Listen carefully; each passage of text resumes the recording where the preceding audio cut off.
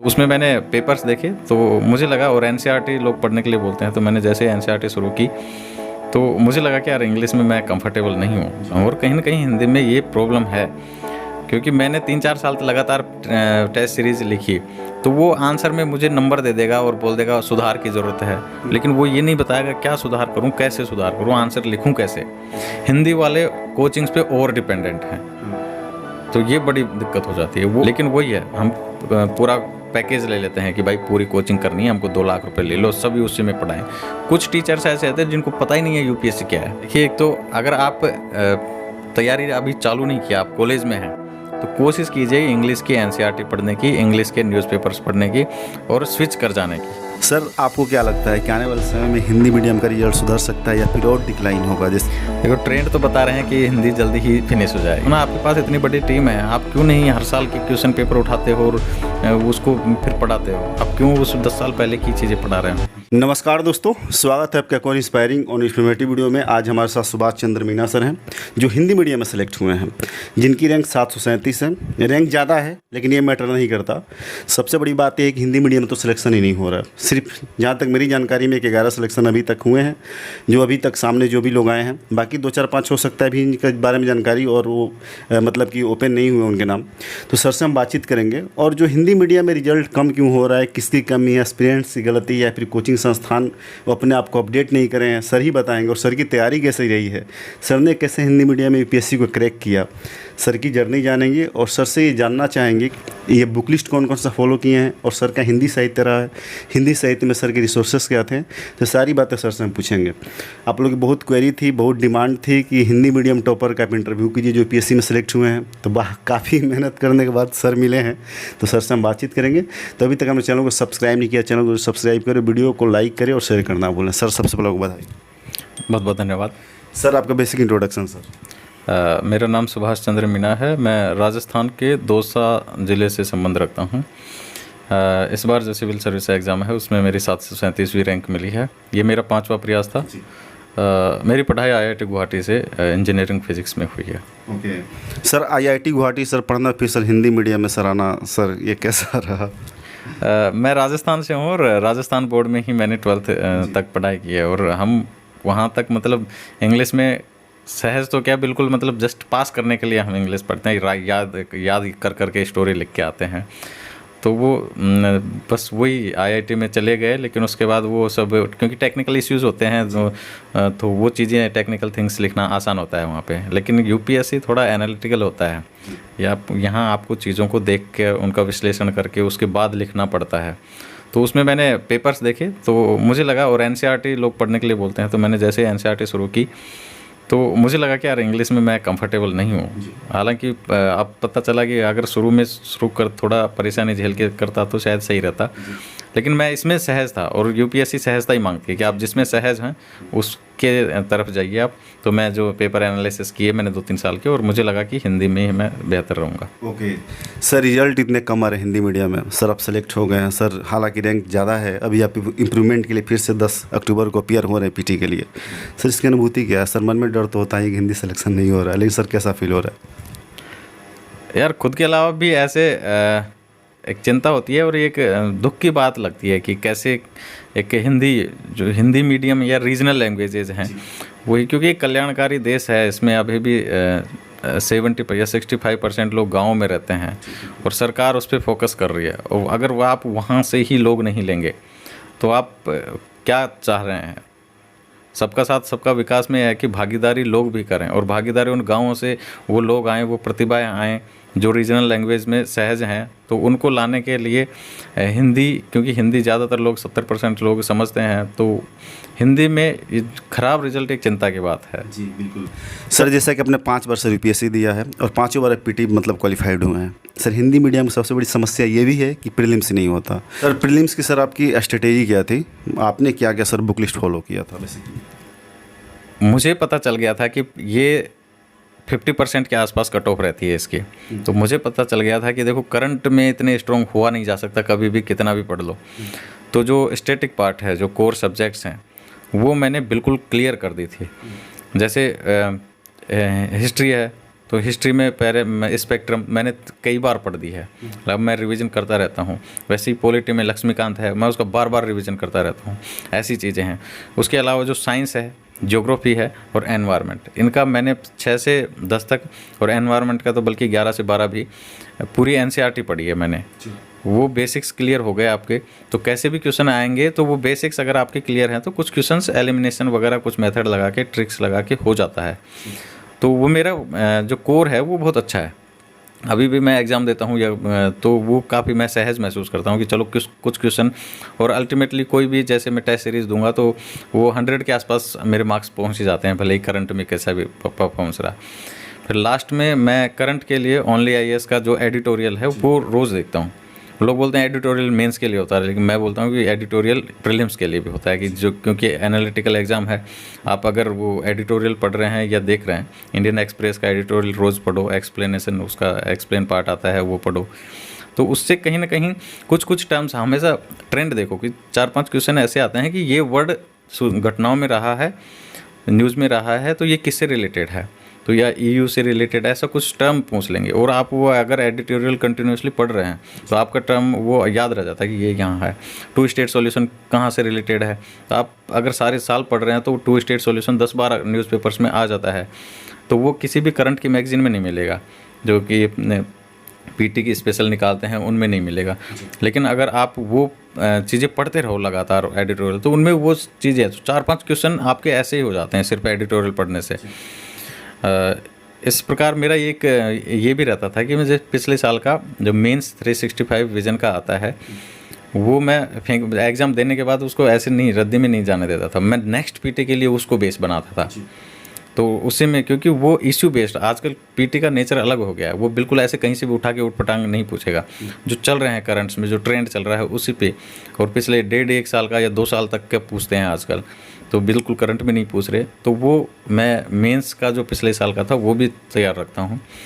और इसके अलावा जो ओनली आईएएस का ही जो है उसका पीटी का जो मंथली कंपाइलेशन आता है वो देख लेता हूँ मैं एक बार, और कोई मेन इंपॉर्टेंट चीज़ लगती है तो वो कर देता हूँ मैं। सर मेंस की बात करी जाए तो सर मेंस में जो है कि सर पीटी तो हो ही नहीं रहा है, जो आपने बताया कि कम पीटी हो रहा है हिंदी मीडियम वालों का। मेंस वो लिख भी रहे हैं तो मेंस में अच्छे मार्क्स नहीं मिल रहे हैं, उनकी आंसर राइटिंग स्किल अच्छी नहीं हो पा रही है। तो सर कहाँ कमी सर है? कोचिंग इंस्टीट्यूट्स में सर कमी दिख रही है, या फिर एस्पिरेंट्स हार्ड वर्क नहीं कर पा रहे हैं? सर आप तो सेलेक्ट हो गए तो कहीं ना कहीं आपके जानने में जानकार में बहुत सारे दोस्त मित्र होंगे, और 4-5 साल सर आप तैयारी भी कर रहे, 5 बार आपने मेंस लिखा। सर कहाँ सर कमी है? मतलब इसको कैसे मतलब लड़के उसको पकड़े, उसको टैकल करे कि हाँ यहाँ पे कमी दिख रही है? हार्ड वर्किंग नहीं होना हिंदी मीडियम के लिए कहना तो एक बेईमानी होगी, क्योंकि मैं हिंदी मीडियम वालों से भी और इंग्लिश मीडियम वालों से भी मिल चुका हूँ। हिंदी मीडियम वाले बच्चे इतनी सिंसियरिटी से और इतनी मतलब कठोरता से इतनी कठिनाइयों में मेहनत करते हैं, और बहुत ज़्यादा मेहनत करते हैं, बस वो रिजल्ट में नहीं झलकता। और ये क्योंकि एग्ज़ाम ही है, वहाँ आप नहीं जाते, आपकी कॉपी जाती है, तो कॉपी में आप कैसा स्ट्रक्चर लिख रहे हैं, क्या कर रहे हैं, कैसे आंसर्स लिख रहे हैं, वो प्रॉब्लम। और कहीं ना कहीं हिंदी में ये प्रॉब्लम है, क्योंकि मैंने 3-4 साल तक लगातार टेस्ट सीरीज़ लिखी, तो वो आंसर में मुझे नंबर दे देगा और बोल देगा सुधार की ज़रूरत है, लेकिन वो ये नहीं बताएगा क्या सुधार करूं, कैसे सुधार करूं, आंसर लिखूं कैसे। वो लगातार वही करेगा, एक आंसर दूसरा उसके हिसाब से, तो वो बताएगा नहीं आपको आंसर लिखने कैसे हैं। तो वो इशू है। दूसरी चीज़ है, कुछ ऐसी चीज़ें जैसे GS 1 में अगर बात करूं, 4 पेपर होते हैं GS के, तो पहला पेपर होता है उसमें इंडियन सोसाइटी ऐसी चीज़ है, इंडिया आफ्टर इंडिपेंडेंस है, उसमें से हमेशा सोसाइटी में से 5-6 क्वेश्चन आते हैं, और जब 40-50 के, और इंडिया आफ्टर इंडिपेंडेंस भी 1-2 कभी आ जाते हैं।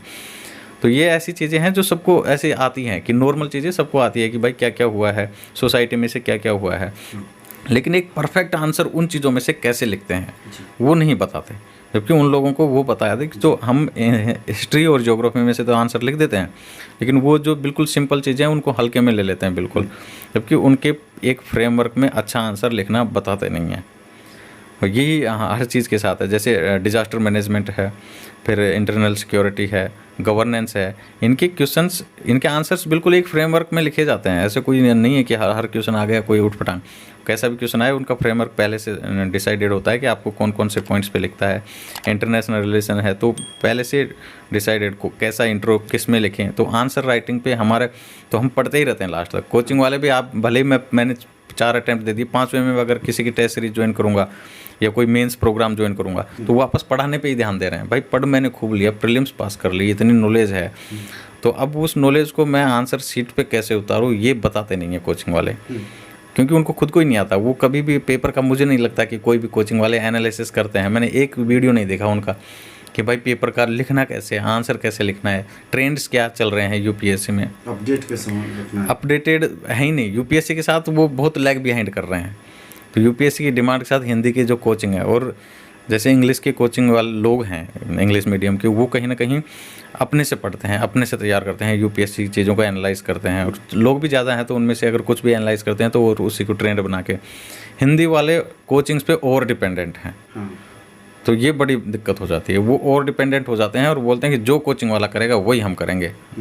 तो वो कोचिंग वालों पे हो जाते हैं, और कोचिंग वाले उनको पैसा कमाना है, उनको मूर्ख बनाना होता है। तो बस कुछ चीज़ें बिल्कुल नहीं पढ़ाते। और यूपीएससी देखो, आप कोई चीज़ बहुत अच्छी पढ़ा दो, किसी कोचिंग में ऐसे नहीं कि लोग ऐसे टीचर, उनको भी इतने सालों का एक्सपीरियंस होता है, कुछ चीज़ें बहुत अच्छी पढ़ाते हैं कुछ टीचर्स, लेकिन वही है, हम पूरा पैकेज ले लेते हैं कि भाई पूरी कोचिंग करनी है हमको, 2 लाख रुपए ले लो, सभी उसी में पढ़ाएं।